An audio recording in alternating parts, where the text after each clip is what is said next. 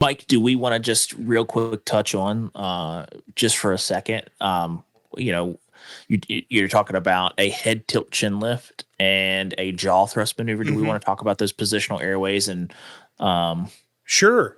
what we would, and not really as a teaching point, but just kind of to describe what those look like. So I think that's great because I think it's going to be something that is so ubiquitous to like helping patients, especially those that are unconscious, that like they're going to be like you do them almost instinctively at this point, right? So if somebody is laying prone, like the positioning of their head is too far forward and their tongue and everything falls to the back of the mouth, or impeding airflow, right? Yes. So what you need to do is basically align the neck so that the tongue is no longer hitting the back of their throat, allowing for the airway to open up. Kind of ways to do that.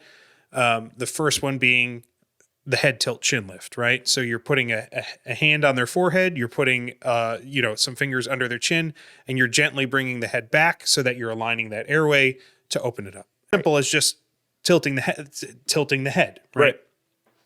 And if to give you a visual, if we think about the positioning of the head, we want the nose to be in an upward position, like a snooty lady is turning her nose up at something, or maybe you smelled something and you're trying to sniff it on the air. The sniffing position. The sniffing position. Yeah. We want a natural alignment of the airway, and to get that, we're gonna put them in that sniffing position.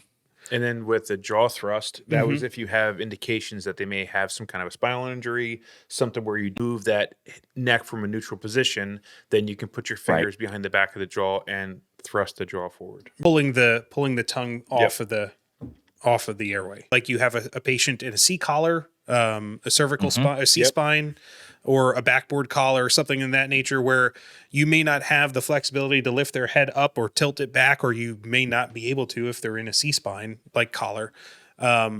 So being able to get a finger under the jaw and thrust it forward will help open up that airway. Yeah. If you need to do ventilations or just to help them breathe better on their own.